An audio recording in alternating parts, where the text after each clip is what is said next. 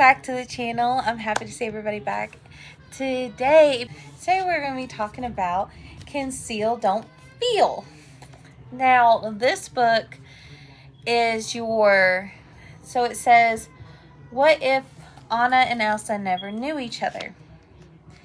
And it's quite good, honestly. I loved it.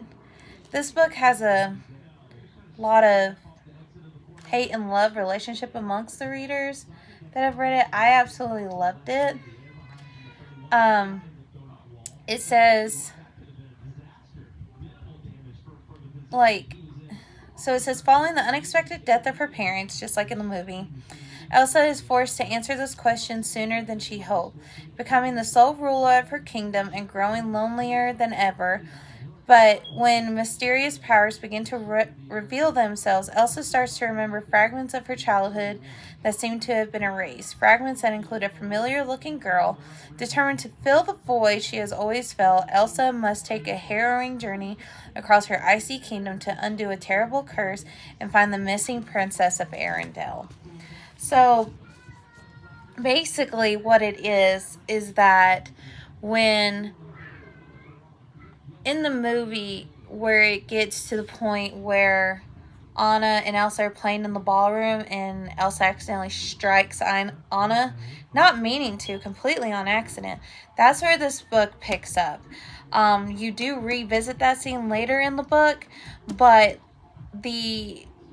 that's where the story takes a twist. So they go see Grandpappy of the Little Rock people. He takes away the memories of the girls. But the thing about it is, though, when Grandpappy is doing that, Elsa ends up touching him and it messes everything up. And so the king and queen decide to separate the girls. Elsa lives in the castle and Anna lives with the family in the bakery. And amongst this bakery, Anna ends up knowing the queen as their family friend named Freya. And then of course Freya says she has to go on a trip, and it leads up to the boat scene. Well, in amongst this, Elsa takes her place as queen, just like she does in the movie. And amongst this, they introduce Prince Han. And as most of you know, in the movie, he was the bad guy. He still is the bad guy in the book, but at first,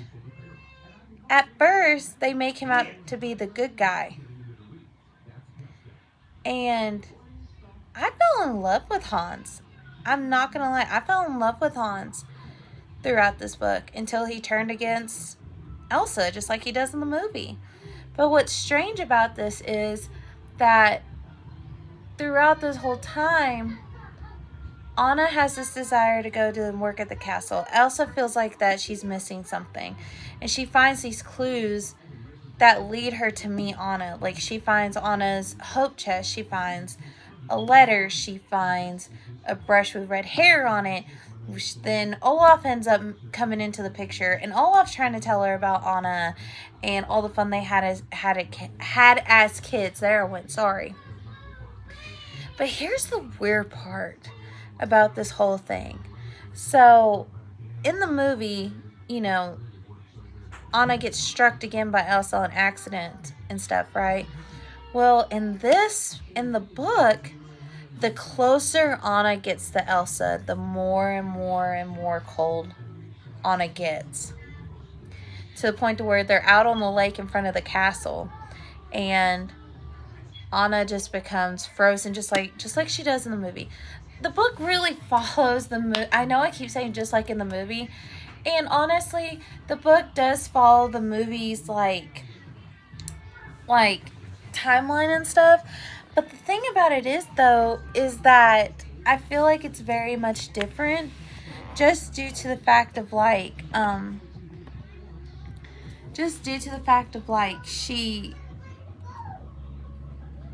the circumstances are just so different. And when it comes to the living arrangement and how she ends up meeting Kristoff and Sven, and it's very unique. Like I said, a lot of readers DNF'd it. I watched one on YouTube. She DNF'd it. I've seen a lot of people say that they love this book. I've seen a lot of people say that they hate this book, but I personally loved it. I gave it 5 stars. A shocker there. And I started this book on September 3rd and I finished it September 22nd. So it took me a little bit to read this because I was working at the time. And then